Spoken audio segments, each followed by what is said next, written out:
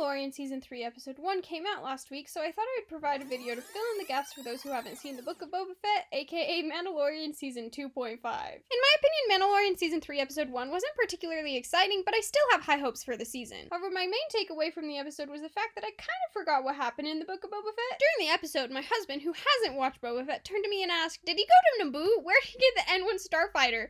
And I'm guessing Boba Fett explains how he got Grogu back? And my best answers were, I'm not sure, and yeah, but I don't really remember. So I quickly reviewed the last 3 episodes of Boba Fett to fill in those gaps, and here's a quick summary. Boba Fett Chapter 5 is basically a Mandalorian episode. Mando's bounty hunting, and he's taken a job in exchange for information on where he can find the Mandalorian covert. He returns to the covert and has the armorer forge the Beskar spear into chainmail for Grogu. He also trains using the Darksaber and confesses to the armorer that he removed his helmet. The armorer states that he is no longer a Mandalorian unless he can be redeemed by going to Mandalore and bathing in the living waters beneath the mines. I think the repetition of this in Season 3 Episode 1 is part of what made it feel uneventful. So, Mando wants to give the chainmail to Grogu, but he doesn't have a ship, so he goes to Tatooine to get a replacement for the Razor Crest from Peli Motto. Mando and Peli then finish rebuilding an N1 starfighter. In Boba Fett Chapter 6, Mando goes to take the chainmail to Grogu, but Ahsoka doesn't let him talk to him. She takes the chainmail and gives it to Luke, who then gives Grogu a decision. He can choose between a lightsaber, that's Yoda's lightsaber, and continue training as a Jedi, or take the chainmail and be returned to Mando. The episode ends on that as a cliffhanger, but then we find out in Chapter 7, the season finale, that Grogu chose to take the chainmail. Grogu is then sent back to Mando and joins him in the middle of a hectic battle,